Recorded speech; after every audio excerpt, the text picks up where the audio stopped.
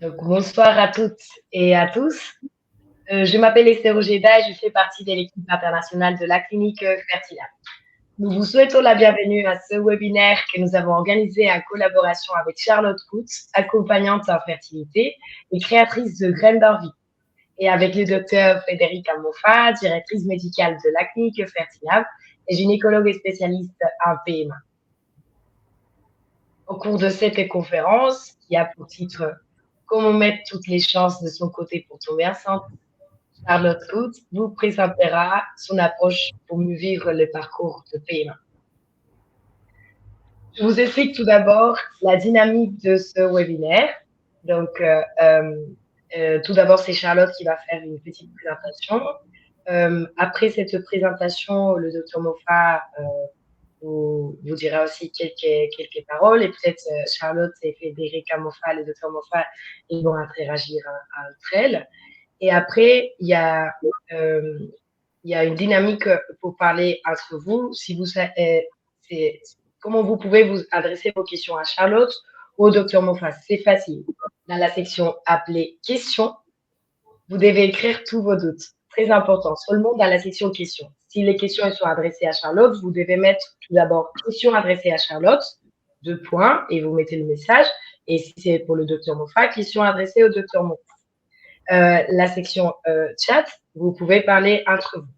Vous verrez qu'il y a que dans la section chat, et dans la section questions, toutes les questions que vous poserez sont totalement confidentielles. Aucun participant ne pourra les voir. C'est-à-dire que nous, en tant que modérateur, on peut voir vos noms, mais moi, je lirai les questions à haute voix sans dire des noms et prénoms. Donc, je cède la parole à Charlotte Coutts et je la laisse présenter sa présentation. Merci beaucoup, Charlotte. Merci Esther, et déjà merci à Fertilab d'organiser ce webinaire, et merci à toutes et à tous d'être présents aujourd'hui. Alors, comment est-ce que je peux mettre mon PowerPoint en grand comme ceci? Voilà. Donc, pour me présenter, donc moi c'est Charlotte, je suis créatrice de Graines d'Envie. Je suis maman de 3 enfants grâce à la PMA, et aujourd'hui, ma mission, c'est vraiment d'accompagner les femmes et les couples sur leur chemin vers la parentalité. Pour ce faire, j'ai suivi de nombreuses formations en périnatalité et en énergétique. Alors la PMA, c'est à la fois une avancée médicale merveilleuse grâce à laquelle de nombreux bébés voient le jour chaque jour. C'est vraiment juste extraordinaire la PMA en soi. C'est une source d'espoir, de joie, d'amour, de bonheur, de gratitude. Mais la PMA, c'est pas que ça. La PMA, c'est aussi des peurs. Est-ce qu'un jour je parviendrai à être maman? Est-ce que mon couple va survivre face à la PMA? Comment sera mon corps avec tous ces traitements, ces injections? Comment je vais faire mes allers-retours depuis la Belgique jusqu'à l'Espagne pour faire un transfert d'embryon? Enfin, c'est beaucoup de peur, du stress évidemment, du stress des résultats des examens médicaux, du stress qu'on a fait un transfert d'embryon puis qu'on est pendant 10 jours, 2 semaines à se demander oui ou non, est-ce que ça a marché, ça n'a pas marché? Enfin, je crois qu'ici tout le monde voit à peu près de quoi je parle. De la jalousie, pourquoi est-ce qu'elle tombe enceinte facilement et pas moi? De l'anxiété, des questionnements, des doutes, de la culpabilité, c'est peut-être de ma faute et ça marche pas, ou celle de mon conjoint. Enfin, voilà, il y a beaucoup d'émotions par rapport à tout ça. La PMA, c'est aussi un sujet tabou. On n'en parle pas encore vraiment, un petit peu sur les réseaux sociaux, mais souvent, ça reste encore très tabou. Et puis la PMA, c'est des fameuses montagnes russes émotionnelles. Un coup, ça va super bien, on est plein d'espoir, et puis une demi-heure après, on est en pleurs parce qu'on n'y croit plus, et puis on remonte et on redescend, et puis on fait un petit looping en passant. Enfin voilà, c'est des fameuses montagnes russes émotionnelles. Et déjà, je voudrais dire une chose par rapport à ça, c'est que vos émotions, vous ressentez en PMA, elles sont normales et elles sont légitimes, vraiment. C'est important d'en avoir conscience. Alors justement, pourquoi se faire accompagner en plus de l'accompagnement médical? Mais déjà pour pouvoir déposer votre vécu, vos émotions, vos doutes, vos difficultés. Être accompagné, ça permet aussi d'être plus sereine face à la PMA et au désir d'enfant. Ça permet également d'être mieux dans sa tête et mieux dans son corps. Enfin, être accompagné, ça permet aussi d'augmenter vos chances de tomber enceinte. Alors concrètement, mais quels sont mes accompagnements que moi, Charlotte, je peux vous proposer? Eh bien, tout d'abord, il y a un coaching en fertilité. C'est un gros rendez-vous qui dure environ 1h30. Ça se fait aussi bien en visioconférence qu'en présentiel. Ça commence toujours par un temps d'échange et d'écoute pour que vous puissiez me partager ce que vous vivez, votre parcours, votre désir d'enfant, où vous en êtes aujourd'hui, quelles sont vos émotions du moment. Ensuite, dans un deuxième temps, on va mettre ensemble un plan d'action personnalisé pour vraiment mettre plein de petites choses en place que vous pourrez appliquer au quotidien pour augmenter votre fertilité, mais également vous sentir plus sereine face à la PMA. Je propose également un accompagnement de type doula. Là, l'idée, c'est vraiment de pouvoir déposer ce que vous vivez actuellement, vos joies, vos peurs, vos doutes, vos questionnements. Alors, pourquoi faire cet accompagnement-là? Parce que je suis une personne qualifiée qui est également passée par la PMA. Ces accompagnements peuvent également se faire en présentiel ou en visioconférence. Mon troisième accompagnement, ce sont les soins énergétiques. L'idée ici, ce sera de rééquilibrer vos énergies, de libérer les blocages énergétiques et les éventuelles mémoires qui peut-être empêchent votre bébé de s'installer aujourd'hui. On va également préparer au niveau énergétique votre utérus pour accueillir votre bébé. Et même chose, ces accompagnements-là peuvent être soit en présentiel, soit à distance. Alors maintenant, j'ai mis en place un accompagnement sur 3 mois que j'ai appelé « En route vers mon bébé ». C'est un accompagnement qui va vraiment reprendre les apports des 3 approches dont j'ai parlé. Le coaching en fertilité, l'accompagnement doula et les soins énergétiques. Le but, c'est d'un accompagnement sur la durée pour mettre toutes vos chances de votre côté pour tomber enceinte. Alors, quels sont les bénéfices de cet accompagnement sur 3 mois? Eh bien, tout d'abord, comme je l'ai dit, un accompagnement sur la durée, avec un réel suivi. On va augmenter vos chances de tomber enceinte. Vous allez recevoir pour ça des outils concrets et aussi énergétiques pour améliorer votre fertilité. Vous allez gagner du coup en sérénité face à la PMA et aux défis que peuvent représenter le désir d'enfant. Vous allez pouvoir vous libérer d'éventuels blocages énergétiques et de mémoires qui pourraient entraver la venue de votre bébé, préparer votre utérus pour votre bébé, et aussi, et c'est essentiel, vous sentir comprise, écoutée et soutenue dans votre parcours PMA. Alors pour moi, l'humain, c'est quelque chose de très, très important. C'est pourquoi j'offre un appel découverte qui est totalement gratuit et sans engagement, au cours duquel vous pourrez m'expliquer quel est votre parcours, quels sont vos besoins, vos attentes, voir si mon accompagnement répond à ça, bien entendu, mais aussi voir si je suis la bonne personne pour vous accompagner. Si vous souhaitez avoir l'accompagnement donc sur 3 mois, vous allez vous offrir un coaching en fertilité, des soins énergétiques, un accompagnement sur la durée, de l'écoute et du soutien, des rituels à mettre en place au quotidien, mais également un accès exclusif à des ressources en ligne pour vous accompagner au quotidien dans votre parcours de fertilité. Cet accompagnement, comme je l'expliquais déjà un peu tantôt, peut à la fois se faire en présentiel, donc c'est en Belgique, à Gembloux ou à Genappe, mais également en visioconférence. Alors dans le cadre de ce webinaire, je trouvais important de faire un petit truc en plus, et donc je vous offre une réduction de 15% pour tout accompagnement de 3 mois qui sera souscrit avant Noël. Voilà, donc là ici j'ai fait ma courte présentation. Moi j'aurais juste 2 questions pour le Dr Moffat. C'est des questions qui reviennent souvent de personnes que j'accompagne en PMA, mais déjà c'est pourquoi aller chez Fertilab? Il y a plein de cliniques de fertilité, et pourquoi Fertilab? Et quelle est vraiment la philosophie de votre hôpital justement? Voilà. Merci pour la présentation que je trouve à chaque fois plus important justement parce que ça revient un peu à la philosophie, comme vous dites, de certains types de cliniques. Chez Fertilab, on pense que l'accompagnement doit être personnalisé, non seulement vis-à-vis des soins de fécondation in vitro, mais en parallèle, comme vous proposez aussi des accompagnements émotionnels qui peuvent peut-être pas directement, on n'a pas encore de preuves que directement ça augmente les taux de réussite, mais sûrement ça peut rendre le parcours moins lourd et aussi surtout quand c'est chez nous en Espagne à distance, on a l'habitude aussi de savoir que les patientes c'est très important qu'ils aient un lien. Peut-être chez Fertilab, ils ont une assistante qui personnalise beaucoup le suivi. Les médecins, évidemment, pour la partie médicale, on cherche de proposer aux patients le traitement qui leur convient au niveau des résultats, mais aussi au niveau de l'histoire personnelle. Donc, on a des couples hétérosexuels, mais on a aussi des couples homosexuels, des couples de femmes. On a, nous, notre propre banque d'esperme, mais aussi un programme de don d'ovocytes qui permet aux patientes d'accéder à tout type de traitement. Donc, on discute parfois vraiment avec les patientes, pas simplement des résultats, qui sont évidemment des résultats qui se basent sur l'excellence au niveau technique, mais aussi sur la personnalisation au cas par cas. Et alors, j'aurais une autre question. Comment se passe une PMA quand on va en Espagne, donc on est par exemple en Belgique? Comment ça se passe? Est-ce qu'on doit faire tout le traitement chez vous? Enfin voilà, un petit peu, quelle est la procédure? Combien de temps est-ce qu'on va en Espagne? Comment est-ce qu'on va en Espagne? Comment ça marche exactement?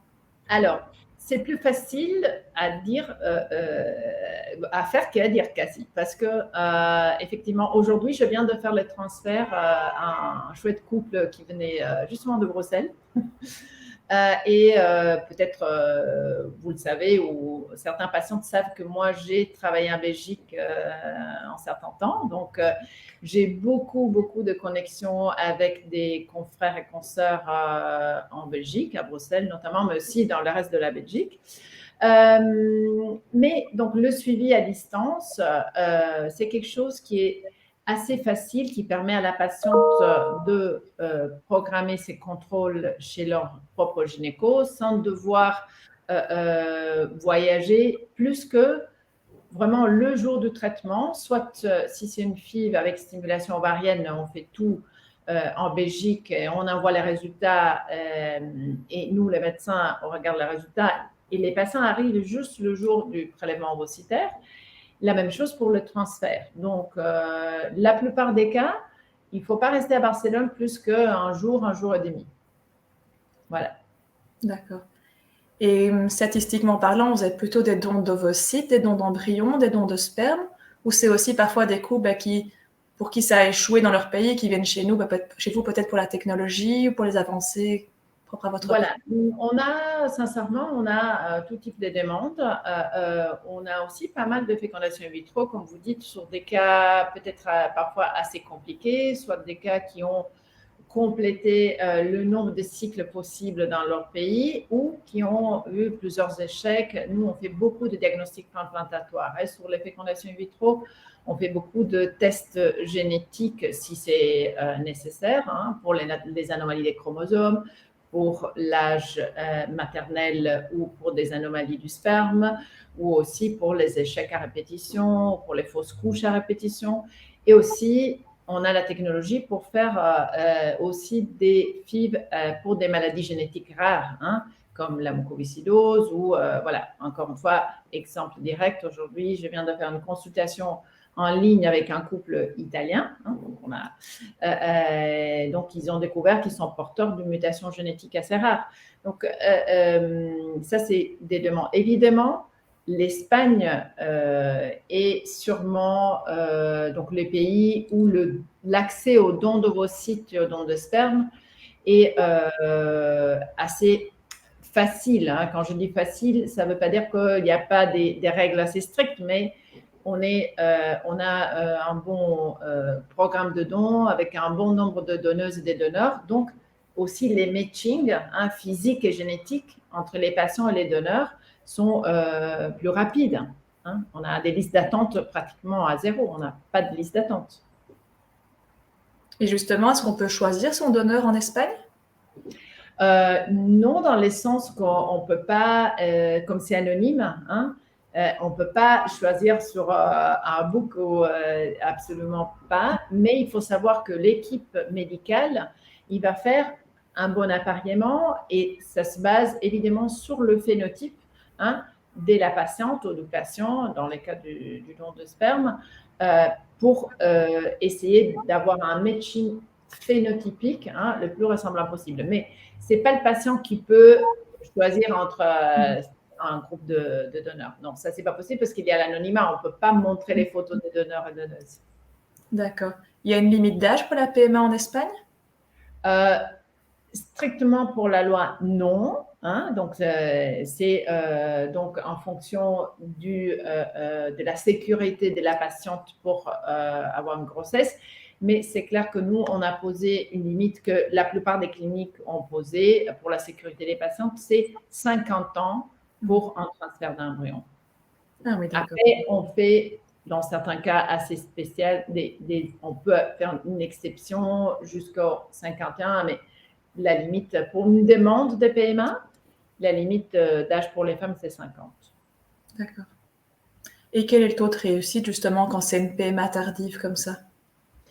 Alors, il faut savoir que dans les PMA tardives, évidemment, on est en train de parler d'embryons qui procèdent de dons d'ovocytes. Donc, la qualité des embryons, en principe, est plutôt haute. Hein. Donc, l'implantation de l'embryon, donc le taux de réussite se base beaucoup sur la qualité de l'ovule et de l'embryon. Donc, si on parle de donneuses, on a des taux d'implantation qui sont pratiquement à 60%, même chez les patientes âgées.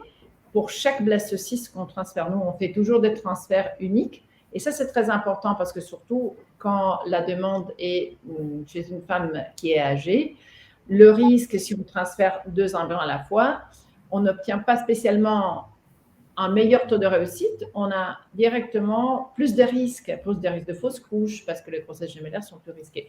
Donc, pour revenir à la question sur le taux de réussite, c'est actuellement 60% de taux d'implantation avec un 50% de naissance. Hein. Donc, nous, on aime bien chez Fertilab et c'est une des raisons pour lesquelles je pense qu'on est très transparent et très honnête. On donne les résultats en termes de réussite de bébé à la maison. Super. Ben, merci pour toutes ces réponses en tout cas. Merci beaucoup, Charlotte. Merci beaucoup, Dr. Moffat. Je vais commencer à lire les questions qu'on a posées. Je voudrais aussi animer les gens à poser plus de questions aussi concernant tout ce qui est l'émotionnel à Charlotte, parce que je suis en train de voir ici pas mal de questions médicales, ce qui est bien. Mais ce webinaire, il est surtout par rapport à tout ce qui est l'accompagnement émotionnel, le soutien. Donc, je vous invite à poser des questions par rapport à tout le parcours émotionnel que vous êtes en train de vivre, si vous avez des questions par rapport à un deuil, de quoi que ce soit le sujet à niveau émotionnel, n'hésitez pas. Et bien sûr aussi pour le docteur Moffat. Donc, je commence avec la toute première question. Donc, il y a une patiente qui dit « Je viens d'avoir le Covid. Est-ce que c'est compatible avec une première FIV, un double don d'ici la fin novembre ?» Si elle vient de l'avoir, on est en septembre, oui, normalement, il n'y aura pas de souci pour l'implantation. Normalement, on sait que ça va assez vite. Hein. On a déjà des anticorps tous, donc ça passe très vite. Merci, docteur. On a une nouvelle question. Que propose Fertilab dans l'individualisation du patient? Le contenu?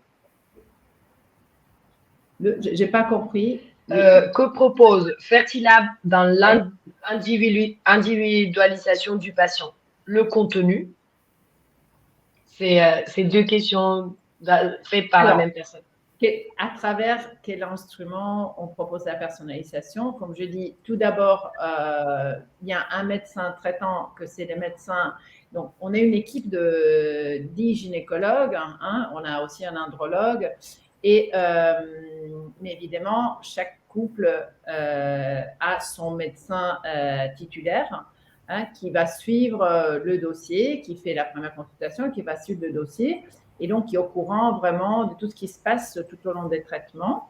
Et aussi, on a une assistante qui est capable d'accompagner les patientes et faire le lien aussi de l'information qui se passe à travers quand on a les résultats à travers eux vers le médecin. Donc, ça, c'est la manière dont on personnalise. On communique par mail, par téléphone, par visioconférence. Ça m'arrive, à part la première consultation qui est aussi en vidéoconférence, parfois, on a aussi des réunions avec les patientes. Par exemple, en cas d'échec, avant de redémarrer un cycle, on refait les points, soit par téléphone, soit par visioconférence. Donc, ça permet de créer vraiment un lien humain aussi et très personnalisé. Merci, docteur. Là, j'ai deux questions pour Charlotte. Donc, comment calmer le stress interne que l'on ne contrôle pas? C'est une très bonne question qui revient effectivement souvent lors des accompagnements. Mais déjà, une chose qui marche très bien, c'est d'être ancré. Donc, comment être ancré? Je vais donner un exercice tout pratique ici. Vous pouvez déjà décroiser les jambes et mettre les 2 pieds au sol. Et de vos pieds, là maintenant, vous sentez la plante des pieds et vos orteils, chacun en contact avec le sol. L'ancrage, ça n'enlèvera pas vos émotions, mais ça fera qu'avec votre ancrage, vous aurez des émotions beaucoup moins fortes, beaucoup moins intenses. Déjà, ça va diminuer beaucoup votre stress. Autre chose qui marche très bien, c'est méditer. Alors, si vous le souhaitez, je peux renvoyer après, peut-être dans le chat où on verra comment faire. J'ai une chaîne YouTube avec plein de méditations en lien avec la fertilité et la PMA. Et méditer, ça permet vraiment d'un petit peu couper là, tout ce petit bruit qu'il y a dans notre tête. Ça permet de lâcher cette pression. Et Dieu sait qu'on a de la pression et du stress en PMA, effectivement. Une troisième piste pour le stress, ça pourrait être de faire une activité physique régulière et modérée. Je ne parle pas demain de faire les 20 km de Bruxelles, pas du tout, mais juste aller bouger un peu plus. Bouger, faire du sport, ça permet aussi de bien réduire le stress. Et en plus, c'est très très bon pour la santé. Voilà, c'est déjà 3 petites pistes en tout cas que je peux proposer. Merci Charlotte. Je pose une question au docteur Moffat. Bonsoir, est-ce que vous vérifiez la TSH et la CRP? Si oui, quel taux faut-il avoir pour une FIV-TO? Alors, attendez, peut-être la TSH-CRP. Ok. La TSH, oui, c'est-à-dire le fonctionnement de thyroïde. La CRP, pas forcément en routine, hein, sauf si on a une suspicion, mais la TSH, toujours. Hein, du coup, c'est un des examens qu'on demande même avant de démarrer tous les traitements, hein, parce que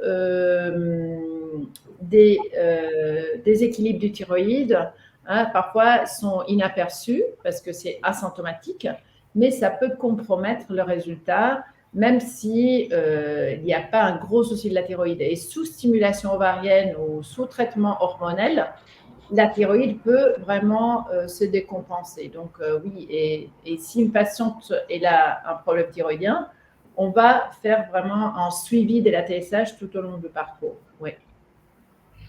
Et Merci beaucoup, docteur. Attends, parce qu'il y avait une question, le taux, la limite. Idéalement, la TSH doit être inférieure à 2, maximum 2,5. Ouais. Merci, docteur. Là, j'ai une question pour Charlotte.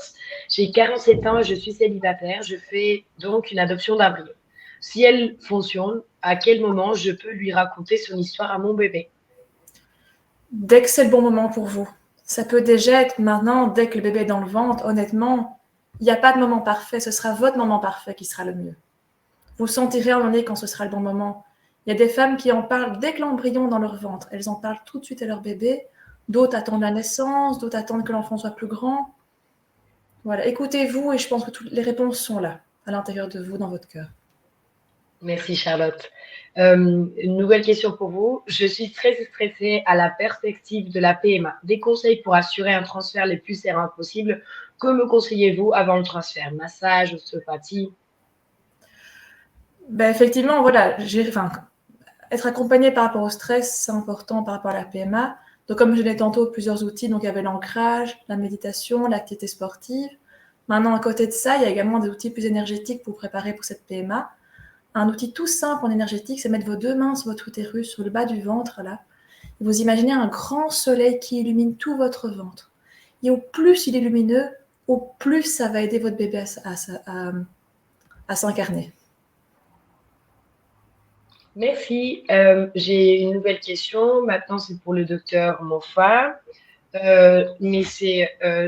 Je vais la lire, mais je crois que vous l'avez déjà parlé entre vous avant quand Charlotte vous a posé la question.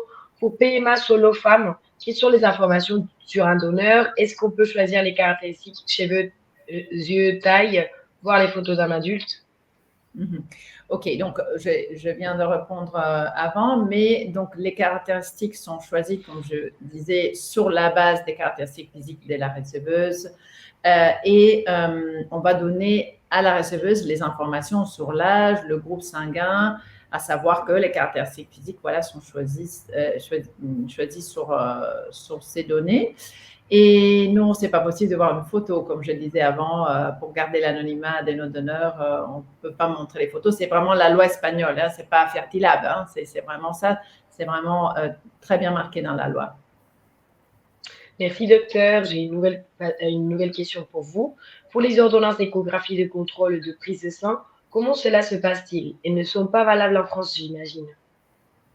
Oui, normalement, les patientes, pour que ça soit couvert par la sécurité sociale, elles vont chez leur médecin traitant ou leur gynéco pour que l'ordonnance, pour faire l'ordonnance pour les échographies et les prises de sang. Nous, on va envoyer évidemment la liste des examens et des échographies et des prises de sang. Et puis, la patiente peut passer par son médecin généraliste ou par son gynéco. Merci, docteur. Maintenant, c'est une question pour Charlotte. Ces parcours sont coûteux et un accompagnement émotionnel n'est pas forcément facile à financer. Y a-t-il des choses à faire au quotidien à la maison? Oui, bien sûr. Bah, déjà, des petites choses que vous pouvez faire maintenant, c'est aller sur ma chaîne YouTube. Vous aurez plein de méditations. Elles sont disponibles pour tout le monde. Et ça, c'est vraiment, c'est gratuit, c'est là pour ça. Donc, je ne sais pas, Esther, si après, je peux vous envoyer le lien peut-être de ma chaîne pour le mettre sur le Oui, chat. tout à fait. Ou Oui. sinon, vous pouvez directement contacter Charlotte et sur les coordonnées que vous avez mis et elle vous envoie ses méditations. Faites pareil. Après, on a une nouvelle question pour le docteur Moffat. Si on se décide pour le don d'ovocytes au moment du premier recueil, combien de temps pour le transfert? Combien de temps pour la préparation endométriale? Merci. OK, donc disons du moment qu'on fait une première consultation, si c'est un couple, donc on va demander à messieurs de venir congeler un échantillon de sperme. Et à partir de ce moment, il faut compléter les procédures de fécondation, donc d'appareillement avec la donneuse et fécondation. On calcule un mois et le mois suivant, on peut réaliser le transfert. La préparation d'endomètre, on peut la faire soit sur cycle naturel ou sur cycle artificiel. Quand la patiente est réglée, donc elle a des cycles naturels, nous, chez Fertilab, on privilège le cycle naturel, hein, sans donner des hormones, des stimulations. Ça, on a présenté au Congrès européen cet été, on a présenté des très belles données sur effectivement les résultats qui sont meilleurs sur le cycle naturel. Mais si la patiente n'a pas des cycles réguliers ou elle est ménopausée, donc on va donner une préparation. Mais tout court, la préparation d'endomètre, quoi que ce soit naturel ou artificiel, ça va durer plus ou moins une quinzaine de jours. Et puis, entre 15 et 20 jours, on va réaliser le transfert. Merci beaucoup, docteur. C'est une nouvelle question, c'est pour Charlotte. Comment gérer le stress du travail et le stress de la PMA? C'est pas facile, effectivement. Gérer les deux, c'est très, très compliqué. Mais je reviens avec tous les 3 outils dont j'ai parlé tantôt. C'est être ancré, méditer, bouger. C'est vrai que c'est très compliqué. Honnêtement, gérer et travail et PMA, c'est pas facile, effectivement. Nouvelle question. Je suis suivie chez Fertilab et je souhaiterais, si possible, de transférer 2 embryons. Est-il possible d'en discuter avec les gynécologues qui me suivent ou c'est un non catégorique chez Fertilab? Pardon. Alors, ça aussi, j'ai parlé avant des risques qui sont liés aux grossesses gemellaires, surtout chez les receveuses. Après, on peut discuter le cas, on peut voir pourquoi il y a une demande d'un transfert double, si on a déjà tenté plusieurs implantations d'un embryon à la fois et ça n'a pas marché. Mais en principe, sur un premier transfert chez une receveuse, je vois simplement des inconvénients à réaliser un transfert double parce que les grossesses gemellaires sont plus dangereuses, surtout en don d'ovocytes. Mais on peut parler avec son médecin. Oui, on peut parler avec son médecin. Je ne sais pas si c'est moi. Merci. Donc, je continue avec la suivante question, excusez-moi. Oui, insuffisance ovarienne. A-t-on des chances de réussite avec nos propres ovocytes, sachant qu'on ne produit pas beaucoup d'ovocytes, donc peu d'embryons, et que le DPI peut revenir mauvais et se retrouver avec aucun transfert que proposez-vous pour limiter ce risque? Alors, ça dépend aussi évidemment de l'âge de la patiente, de sa réserve ovarienne, si elle a eu des échecs auparavant. Mais évidemment, ce qu'on fait quand une patiente elle est dans une situation où les taux de réussite en fécondation in vitro sont faibles, actuellement, on propose une espèce d'assurance sur une garantie donc dans laquelle on offre un cycle de fécondation in vitro aux patientes. Et si par hasard ou par malchance, ça ne marche pas parce qu'il n'y a pas d'embryon disponible et que ça n'a pas marché, on passe directement au don d'ovocytes sur la possibilité de refaire 2 cycles de don d'ovocytes pour arriver à avoir un bébé. Et donc, c'est une garantie avec remboursement en cas d'échec. Hein. Donc, mais là, donc, après, d'un point de vue médical, quand on a une faible réserve, c'est clair qu'il y a des schémas qu'on peut essayer, il y a des doubles stimulations qu'on peut essayer. Donc, il y a des protocoles de stimulation qui peuvent être adaptés à une mauvaise répondeuse. Merci, docteur. J'ai une nouvelle question. Comment se déroule le protocole de FIV? Est-ce que le gynécologue de Fertilab nous appelle à chaque modification lors de la stimulation et des différentes étapes du protocole? Merci. Disons que le gynéco de Fertilab regarde le résultat, décide comment poursuivre la stimulation et c'est l'assistante qui va soit appeler ou soit envoyer un mail le jour même pour dire quand est-ce qu'il faut refaire un contrôle et comment il faut éventuellement modifier la dose du traitement. Donc, c'est le médecin qui décide, mais c'est l'assistante qui va transmettre l'information au patient. Merci, docteur.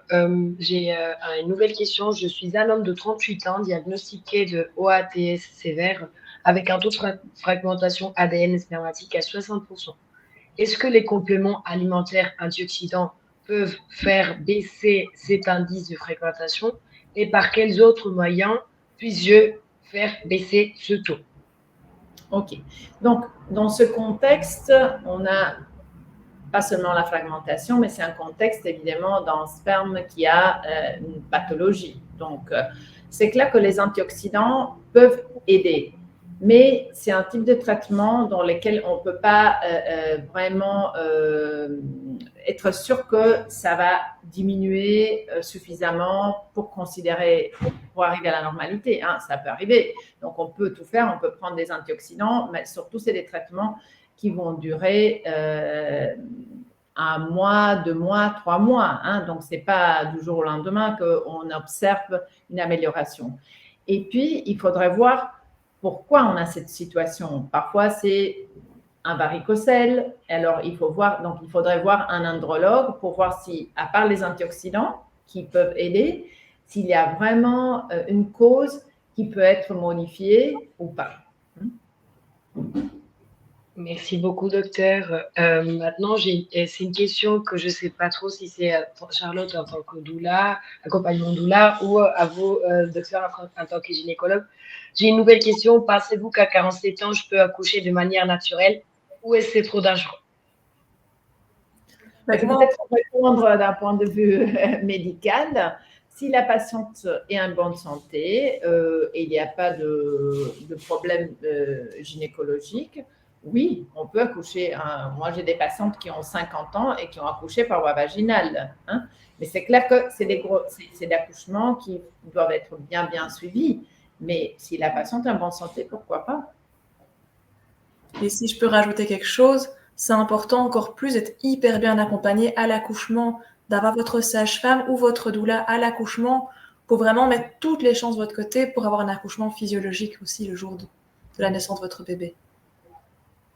Merci. Est-ce que dans la formule Baby Guarantee, y a-t-il le DPI compris dans le prix?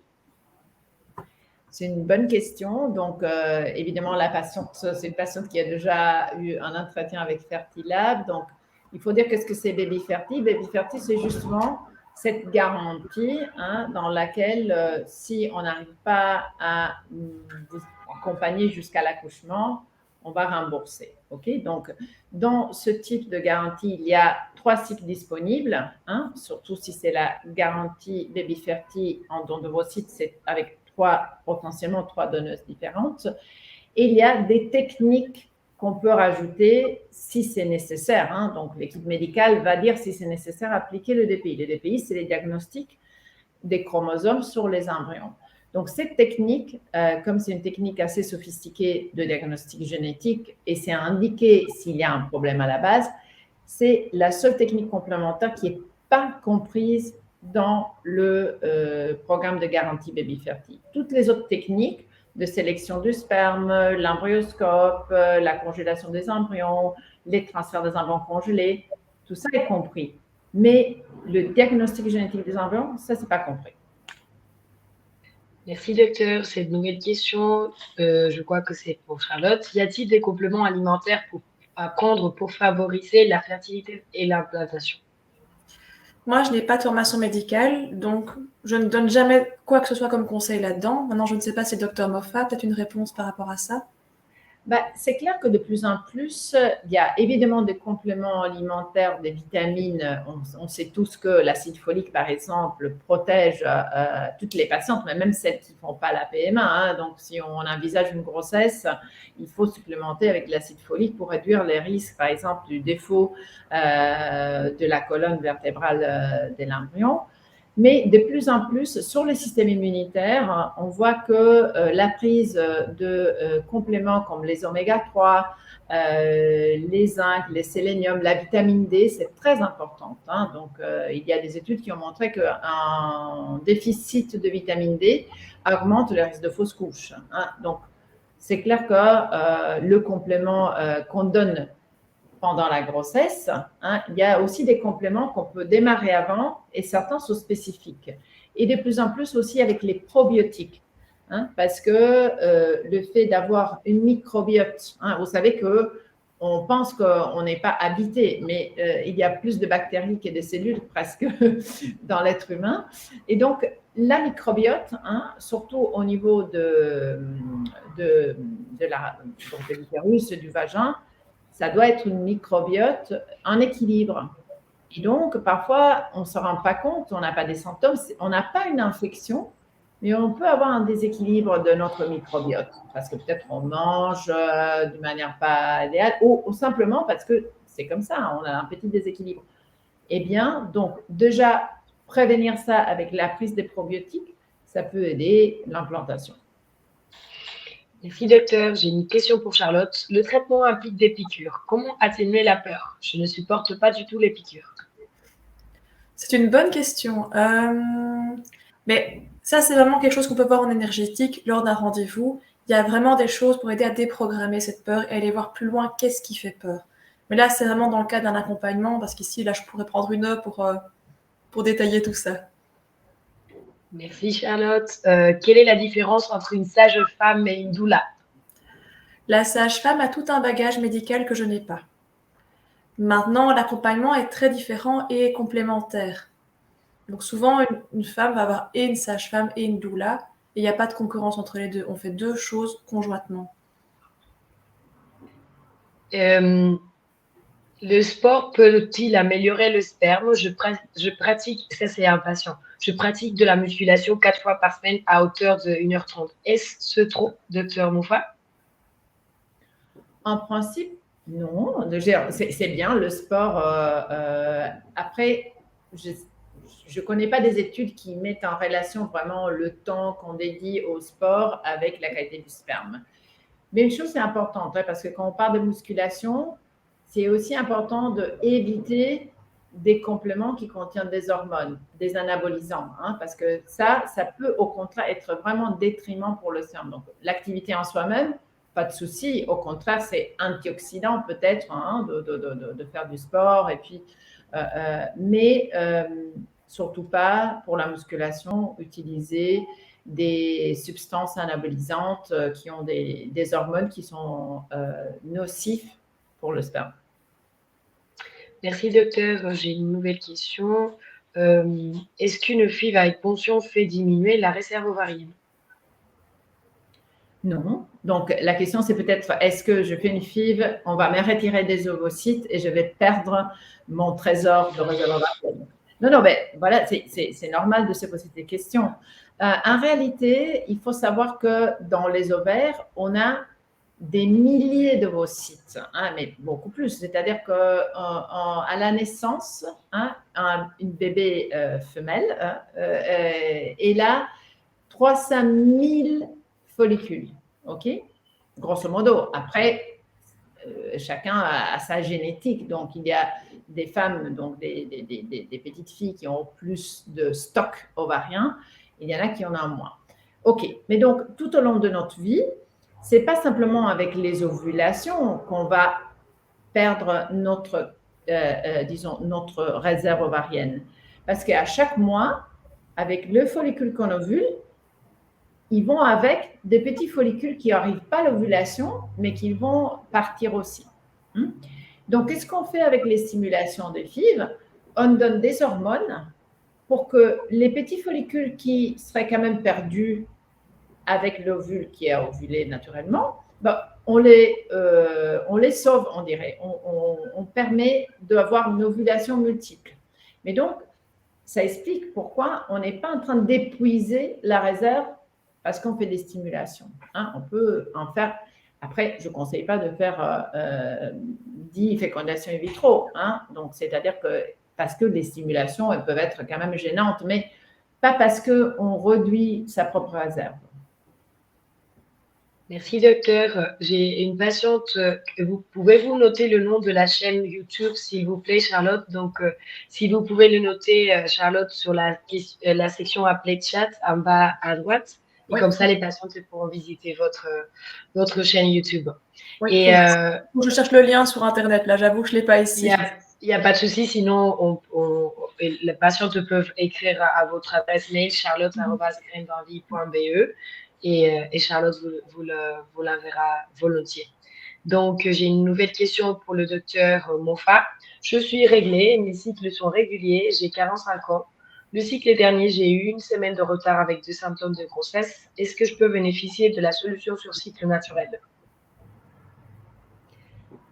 Sur cycle naturel, pour faire une implantation d'embryon ou pour faire une stimulation de FIV? Ça, je ne comprends pas trop la question. Donc, si une patiente est là des cycles réguliers, on est en train de parler de comment préparer l'utérus pour une implantation d'embryon. Je ne suis pas en train de parler d'une stimulation naturelle pour produire un ovule pour la fécondation in vitro. Donc, je ne sais pas. Normalement, on fait les FIV avec ses propres ovules jusqu'à l'âge de 43, grand maximum 44. Pour une question de qualité des ovules, pas simplement parce que la patiente elle a une réserve ovarienne correcte, mais la qualité des ovules, indépendamment de la réserve ovarienne, elle diminue fortement au niveau génétique. Merci docteur, j'ai une nouvelle question. Mon conjoint a un spermogramme parfait, sauf une bactérie, mais ça n'empêche pas la grossesse. Est-ce qu'il faut qu'il prenne de l'antibiotique ou ce n'est pas la peine pour le don d'ovocytes? Si la bactérie est dans le sperme, même si on va en don d'ovocytes, il vaut mieux traiter monsieur par antibiotique. Donc, le sperme avec une bactérie, ça peut réduire les chances de fécondation, même si les ovules sont des ovules d'une donneuse. Donc, le sperme est bon en soi-même, mais une infection doit être traitée, une infection. Oui. Merci. La même personne nous a posé une nouvelle question. Est-ce qu'une fois le transfert fait, ces spermatozoïdes, comme ils sont de haute qualité, sont détruits? Je ne voudrais pas qu'ils soient utilisés par d'autres personnes, pour d'autres personnes, excusez-moi. Ah non, absolument pas. Donc, dans le laboratoire, on est assez strict sur, évidemment, toutes les procédures de sécurité. Et un patient, il ne va jamais être utilisé comme donneur dans une autre procédure. Donc, le patient, à part que quand on congèle, le patient signe un consentement et les patients, il peut décider s'il veut qu'on garde son sperme, si par exemple il y a un échec et qu'on veut réutiliser son sperme pour son traitement, Ou aussi, il peut dire, voilà, je veux que mon sperme soit utilisé juste pour cette fécondation et puis vous allez le détruire. Et on va le détruire. Mais c'est clair qu'on ne va jamais utiliser un sperme d'un patient comme donneur. Merci. J'ai une patiente qui nous demande: bonsoir, est-il possible de venir accoucher en Espagne? Ah, moi, je pense que c'est pas très raisonnable. Et évidemment, tout est possible. Hein. On est en Europe. Moi, je suis italienne, j'habite en Espagne, je voyage, je vis en Belgique. Mais l'accouchement, c'est justement comme Charlotte, elle pourra bien vous dire, il vaut mieux être chez soi, entouré de ses connaissances, avec son gynéco. Peut-être on peut s'informer, décider si on a un accompagnement. Mais accoucher à distance, c'est pas une bonne idée. Merci, docteur. J'ai une nouvelle question. Pour un premier transfert réussi à 50 ans, est-il possible de faire d'autres transferts avec les autres embryons déjà vitrifiés? Belle question. Justement, on est sur la ligne un peu, comme je disais, de la limite d'âge. Alors, comme je disais, il n'y a pas une âge qui est posé par la loi. Donc, techniquement, nous, les médecins, on discute les dossiers un peu limites. Si une patiente, elle est enceinte et à 50 ans, elle a une belle grossesse, elle n'a pas des complications, elle a un bel accouchement, tout va bien, tout se passe bien, elle a encore des enfants congelés du même cycle qui sont des frères et sœurs de l'enfant qu'elle a accouché, nous, dans l'équipe médicale, on discute de faire une exception pour un transfert peut-être plus tard. Mais voilà, il faut quand même penser de le faire pas trop tard. On va jamais transférer un embryon à 53 ou 54 ans. Merci, docteur. J'ai une Charlotte, autre question. elle a aussi un commentaire à faire sur les grossesses en état plus tardif, en âge, je dis état. Ben, je crois qu'effectivement, si on veut offrir des frères et sœurs, il vaut mieux les rapprocher le plus possible. Ça, c'est très clair. Parce que mine de rien, avoir des enfants, c'est merveilleux, mais ça prend aussi beaucoup d'énergie. Merci. Donc, j'ai une nouvelle question. Comment préparez-vous l'utérus pour l'implantation d'un embryon chez une patiente atteinte d'endométriose et d'adénomiose et avec des fibromes? C'est clairement une patiente qui a plus de risques d'échec et plus de risques de fausse couche liés au fait qu'il a une pathologie de l'utérus. Donc, parfois, on peut donner des traitements avant pour mettre l'utérus au repos. Donc, c'est des traitements et enchaîner avec la préparation par médicaments. Si la patiente a des cycles naturels et assez réguliers, on peut aussi tenter le cycle naturel même chez les patientes atteintes d'adénomiose et endométriose pour le transfert. Je parle du transfert. Donc, ça aussi, c'est à personnaliser. Merci, docteur. Cette question est pour Charlotte. Comme vous avez dit, vous avez eu 3 enfants grâce à la PMA.